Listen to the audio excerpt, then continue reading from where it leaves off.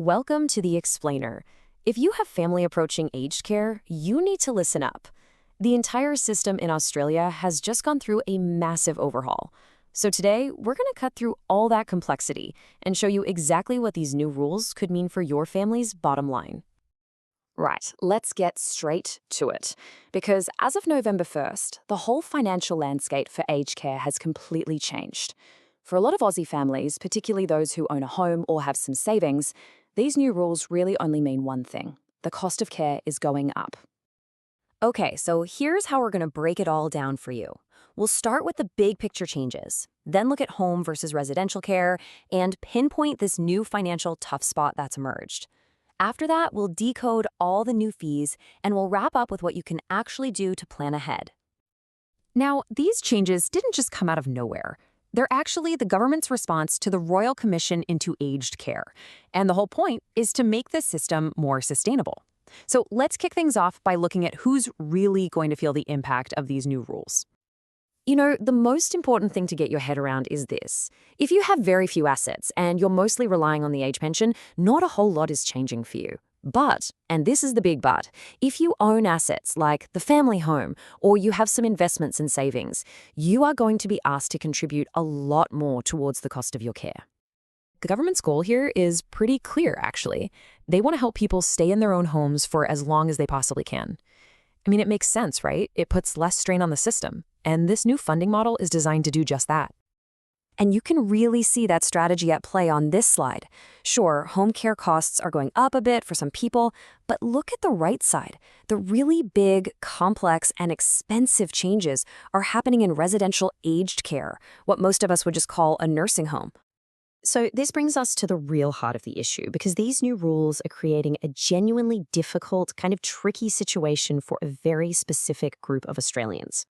Financial advisors have been saying this for years, but honestly, these new changes make that statement more true than it has ever been.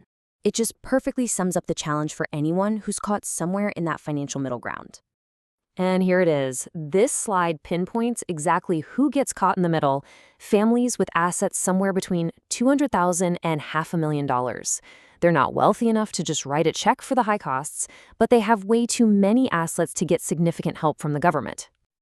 Now, to really understand why that group is in such a tough position, we have to talk about something called the RAD, or the Refundable Accommodation Deposit. This is the single biggest cost you're probably going to face. It's basically a massive upfront deposit that you pay directly to the aged care facility. And that deposit, well, it's jumped a lot. The average RAD that facilities are asking for is now well into the $500,000 range. So, for those people in that tough spot we just mentioned, coming up with that kind of cash in full is often just impossible. And here's the catch. If you can't pay the full deposit, you get charged interest on whatever amount is left over. And under the new rules, this rate isn't fixed. Oh no, it's indexed, which means it can go up over time, kind of like a variable rate mortgage. Let's put some real numbers to that so it sinks in. Let's say the RAD is $500,000, and you can only manage to pull together $300,000. That $200,000 shortfall is going to cost you more than $13,000 a year, every single year, just in interest payments. You can see how quickly this could burn through your savings. But wait, there's more. It doesn't just stop with that huge accommodation deposit. They've also changed or brought in a whole series of ongoing daily fees, which just adds another layer of complexity to the whole thing. This table does a pretty good job of laying it all out. Okay, so everyone pays that basic daily care fee. But look at the one in the middle, the hoteling contribution. That's brand new. It's a fee for daily services that could add up to an extra $8,000 a year. And on top of that, the means-tested care fee, that's your contribution to the actual clinical care, that's also seen some pretty major changes. So the total amount you could be asked to contribute to your clinical care over your lifetime, it's just jumped by more than $50,000. That is a massive increase in the potential long-term cost for any family. And here is another huge change. A rule we actually haven't seen in the system since 2014 has been brought back. Facilities can now keep a slice of your deposit.